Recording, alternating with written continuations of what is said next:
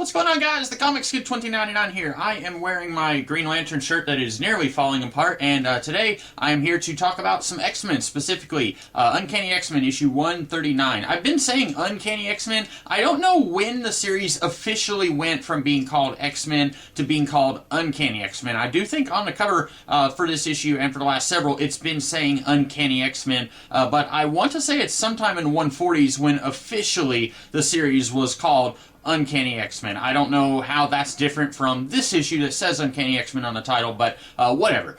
This issue fully has Kitty Pryde as a member of the X-Men. She was introduced in the early part of the Dark Phoenix saga, and then we saw her waiting on the front porch of the school in the previous issue, and now she's here. She watches a Danger Room fight where Angel kind of messes up the groove that the rest of the team has. He hasn't been with the team since issue 94, I think, and Wolverine points out you've been doing the solo superhero thing when you are doing any superheroing at all, so it's going to take a little while for you to get back in the groove of things. And then Wolverine says, I would like to go and square things away with Alpha Flight. During the last encounter with Alpha Flight, I did not really care for how things ended there. It felt very weird and abrupt. Basically, the Prime Minister of Canada told Alpha Flight, you guys go and get Wolverine and bring him back here. I don't care if he resigned. We put way too much money into him as an agent, so bring him back here. And Wolverine said no, and so it came to a big fight between Alpha Flight and the X-Men, and then finally Wolverine said, okay, fine, I'll go with you guys, and then he escaped and just went back to the X-Men, and that was several months ago. Nightcrawler makes a note in this issue that it's been months since Jean Grey died, and so that was like a year before this that Wolverine and the rest of the X-Men met the entirety of Alpha Flight.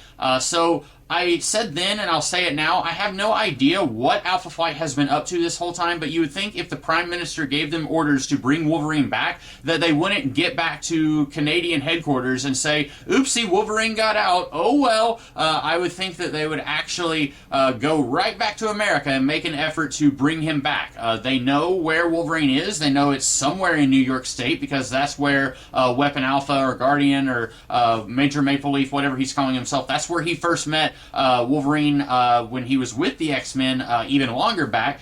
So I didn't really like the conclusion to the X-Men Alpha Flight fight that happened a while back. And so here I kind of get the feeling that Claremont and Byrne are acknowledging, yeah, that wasn't our finest hour. We're going to basically just tidy that away. Wolverine is going to go and make amends with Alpha Flight, and then we're also going to get to show them again in this X-Men series. And this also mentions that half of the Alpha Flight team, they are in the Machine Man series, which I've never read the Bronze Age Machine Man. I don't know if it's any good, but apparently they were sent to kidnap a robot. I'm assuming that that's Machine Man. Don't know what's going on there. But anyway, in this issue, we find out that the Wendigo, who appeared in an issue of Hulk, that was Wolverine's first appearance, it is back, and we get an extended recap of the events of that issue from Wolverine's point of view, and we are told now there's apparently a new victim. There was a family that was out camping somewhere in Canada, and then the Wendigo is hacked, and they believe that the father was killed, and then the mother and her infant child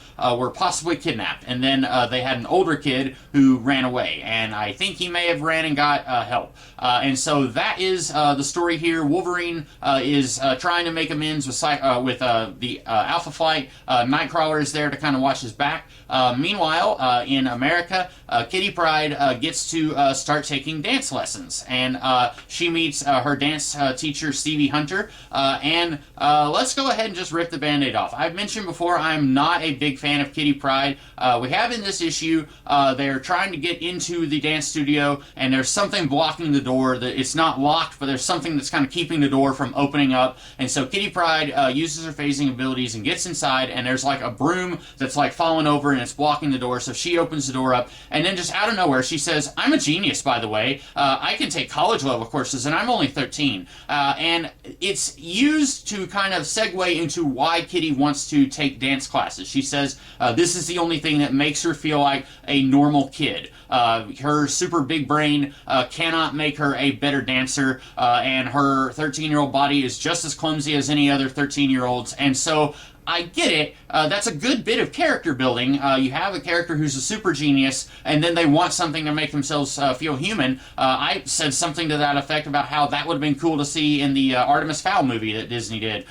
So I get it. But it just feels really awkward that out of nowhere Kitty says, I'm a super genius. And I don't know, I feel like this is a good chance to have show don't tell. Now we will have many opportunities for this series to show that Kitty Pryde is a super genius, where she will save the day like 5 adventures in a row, and so we will get to that, but just having her out of nowhere tell Storm that she's a super genius just feels really weird, and we didn't get any indication that she was like super smart, like taking college level courses when she was introduced at the beginning of the Dark Phoenix saga.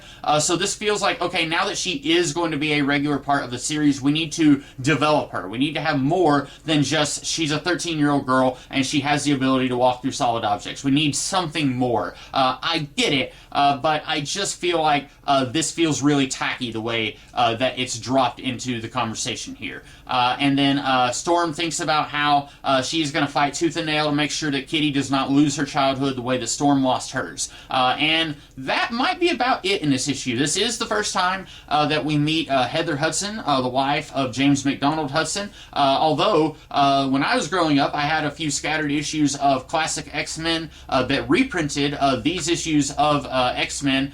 They came out about 10 years after the original issues did, and then they also had extra stories printed at the end that were new. And so I read the issue where Wolverine tussles with James when they're all having that picnic out in the park, and at the end of that issue, James McDonald Hudson, he comes back home and he hugs his wife and says, you know, I don't know if things are ever going to be the same between me and Wolverine. And so reading that issue, my young, like 10-ish, 11-ish year old mind was thinking, oh, okay, this is the first appearance of this lady, Heather Hudson. But no, this is the first time that we are actually seeing her when you read the issues as they were printed back then. And she's basically thinking about how she works in an office somewhere, she's done a lot of overtime, and now she's going to get a little bit of a break, and then she thinks somebody has broken into the house, and it's Wolverine and Nightcrawler. And she does call Nightcrawler accidentally, she calls him Night Creeper, which is amusing because much later, when the Amalgam comics were happening in the mid-90s, Nightcrawler was merged with the Creeper from DC Comics, and he was called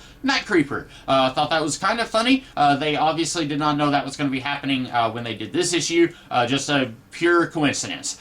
So that's about it in this issue. Wolverine and Nightcrawler go up north to help Alpha Flight with the Wendigo, and then the Wendigo attacks.